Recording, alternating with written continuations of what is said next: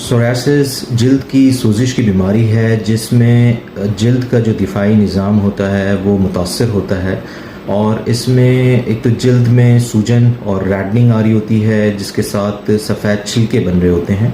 और ये contagious disease नहीं है, एक से दूसरे शख्स को नहीं लगती है। अगर कुछ चीज़ों का ख्याल किया जाए तो इसका अच्छा इलाज भी मौजूद है और कुछ फूड के ज़रिए भी इसको जो है वो रोका जा सकता है। उसमें एक तो ये कि वाटर इनटेक अच्छा होना चाहिए, सिगरेट स्मोकिंग से बचना चाहिए,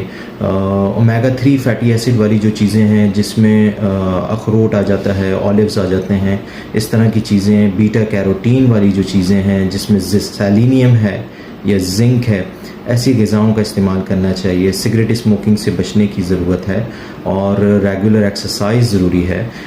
कोशिश करना है कि अपने इमोशंस को कंट्रोल रखें, स्ट्रेस एंजाइटी को जो